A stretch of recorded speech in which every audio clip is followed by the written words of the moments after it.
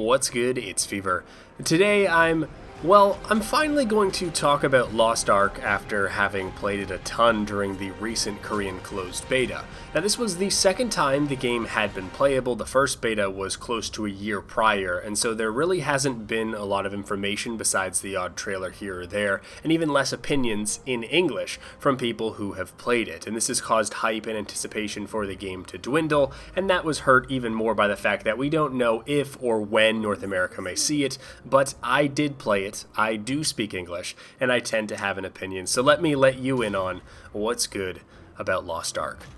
So, to get some of the boring stuff out of the way, Lost Ark is an action RPG, MMORPG hybrid. It features a lot of the same things you associate with other action RPGs, like the fixed isometric type camera angle, taking on large numbers of filler type enemies with assorted and augmented skills with heavy itemization, mixed with some things that you'd associate with MMORPGs, like it's not lobby based. When you're out in the world, you can see other people. There's a pretty extensive life skilling feature set.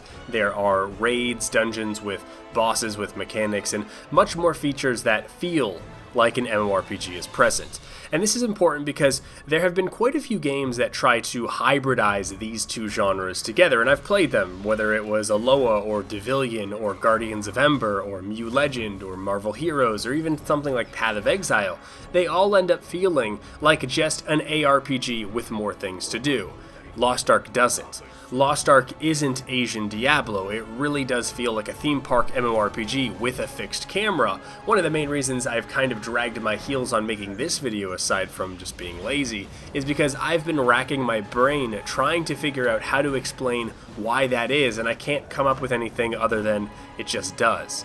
Now, a couple of notes. I played this game on a completely Korean client using only the Google Translate phone app to help me figure out what I was doing, so for things like story, I have no idea. I played it for roughly 30 to 40 hours, which is quite a bit, but not enough to reach and unlock all of the different types of content, and I am connected via VPN to Korean servers, so mind my ping or any lag issues that you see. And after this unhealthy amount of time that I played this game in like the 10 days that the beta was open for, three things really stood out to me as the strengths of this game: scope, variation, and polish.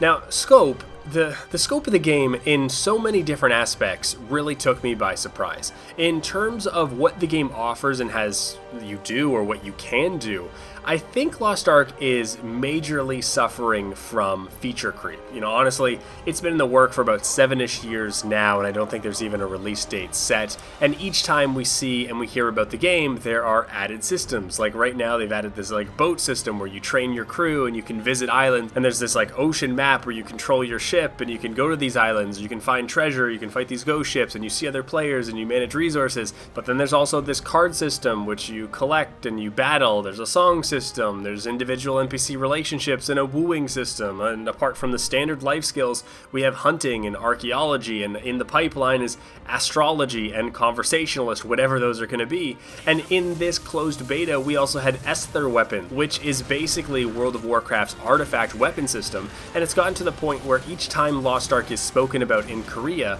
even the fans there are kind of wagging their fingers saying hey, you just keep delaying the game to hop on whatever trend is happening and you assimilate popular systems. Lost Ark really is just this amalgamation of all of these popular systems just hodgepodged and pieced together. The other kind of scope that made me go, was that of the dungeons and the important areas. So the maps, when you move around the world, are very aRPG-like, or maybe even similar to Final Fantasy XIV. You have these large zones with strict borders that are self-contained, with specific entry and exit points that lead to new maps, to portals that bring you to a town, or to a dungeon, or to wherever, and these are all going to be separated by loading screens. But the dungeons, or even just the scenario areas, they play with size, scope, and scale in a way that isn't done in most games. So for instance, say you have a dungeon with many floors. In a lot of games, they're going to have you almost move through each of the floors, and at the end you'll reach a portal or stairs or something else that separates floor 1 from floor 2 to floor 3 with generally a loading screen. Lost Ark doesn't.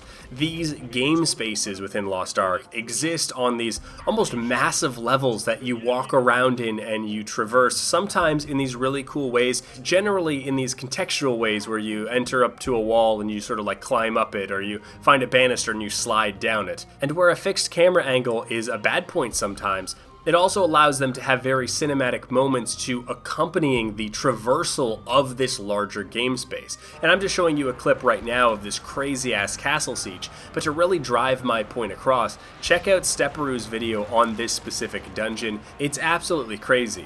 You walk the battlements, you fend off people climbing up against the walls, you slide down a chain, you storm the castle. There's just so many things happening and so many enemies to fight. It's something special. And most of the dungeons have that feel to them. For me, I always hate in games that they're like, oh man, there's an army waiting for you, and then you get to that portion of the game and there's like 15 NPCs that represent the army. When scale is done right, it resonates, and it separates you from the rest of certain games, and the important areas in Lost Ark feel important, they feel special, and they do resonate, especially this particular instanced scenario.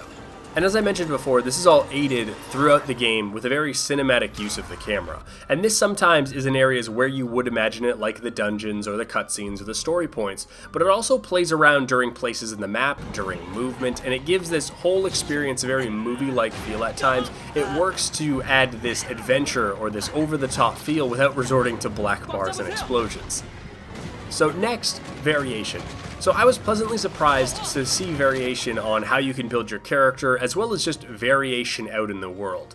For your character, there are a number of classes that each spec out into, subclasses, and in a similar way to World of Warcraft, each of these specs are almost completely different classes, and I think they're planning for 18 of them at the moment. So there are quite a few options, quite a few cool, more uncommon options. There's this Arcana class that uses cards and card magic to deal damage. There's this caster who's kind of a summoner and has summoner-based abilities that I really liked because it didn't feel like a summoner as in you're a pet class, but just the art and the assets used in the spell made it feel like you're summoning spirits and having them do stuff. It just looks really cool, and there are so many other cool options. The game isn't solely fantasy, so they have a lot of freedom. They have this kind of futuristic steampunk feel to a lot of it. There are guns and rocket launchers and turrets. I think I've heard people call it magic punk, but those words mean nothing to me. As for building your character, it seems like aside from some basic movement stuff like dodging, each class has a list of around 15 moves, in which they get to choose 8 of them at any one time to put onto their bar, as well as a number of items or active slots, and these can house things like potions or bombs or ninja stars, and I found a good mixture of both offensive and defensive stuff here worked. And I didn't get to the point, but you also will get an ultimate ability that requires some sort of reagent that is batshit powerful, as well as having like a core class feature. For instance, the Lancer-based class has a personal shield as well as like an AoE shield to his allies around him. So you're looking at 8 plus whatever relevant actives you had, plus dodge, plus ultimate, plus feature. And with each of these abilities, you have ability points that you can select and augment certain abilities' effectiveness. If you spend enough points, it pushes it up a tier, and at each tier you can choose between a number of different bonuses, things like, increased range or refunded cost or inflicts vulnerability or a dot, stuff like that, and this is all on top of itemization. There is a lot of synergy and a lot of options that you have with the builds because of all of those 15 abilities. Some of them work really well in certain scenarios, some of them work really poorly in other scenarios. It felt like the WildStar system done better. They even had this training ground set up where you got a quick look and hands-on time with each of the classes and specs, and the variation between each of the classes and specs is pretty crazy.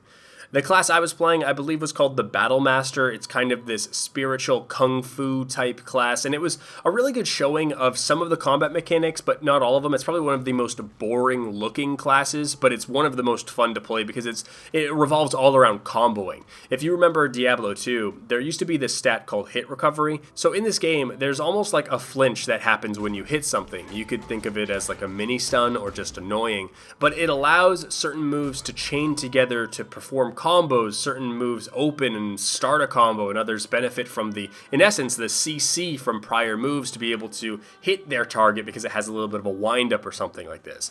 And since this is all non-tab targeted and needs to be aimed, hit recovery also just seemed like a stat that would most likely come into play in PvP, but its existence allows you to create these personalized combos that you like with the abilities that you use, and there's some contextual stuff like air hits and juggling and stuff like that. Something interesting I'll add here is that a lot of games, if you hover over, say, like a monster with your mouse and you hit a key, it's like a soft select, it's a target confirmation, so it's tied to the understanding that you're telling the game that you want to move over to that target and then punch him. So if you clicked while hovering over a target, your character runs over and punches them. In Lost Ark, your mouse only dictates direction, so if you did that, you would just start punching in that monster's direction, even if you were halfway across the screen. I hope you get what I mean, but this really did make PvP cool. It gave it a different feel, a more responsive, active feel, and reduced some of the automation that action RPGs actually have.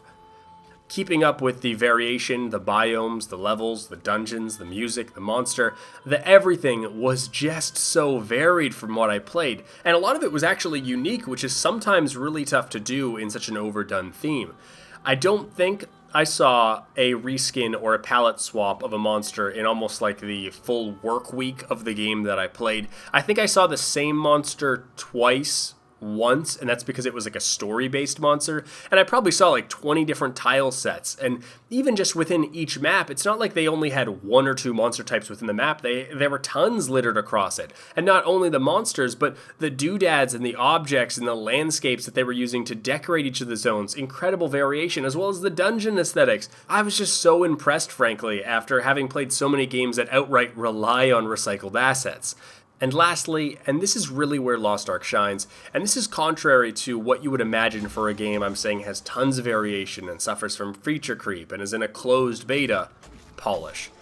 Polish is something that I think is widely undervalued when you talk to some gamers. A lot of gamers are willing to overlook rough edges because of this or that. Just look at PUBG at the moment. Incredible lack of polish. Sure, it might get there someday, but it's not there right now, and 2 million concurrent players don't seem to mind. A lot of gamers are okay with games that play okay. Polish used to be a bit of a AAA thing, but now you only see it in specific titles or specific companies, like take Horizon Zero Dawn, or any Blizzard game, or most Mario games, or Destiny, or Lost Ark.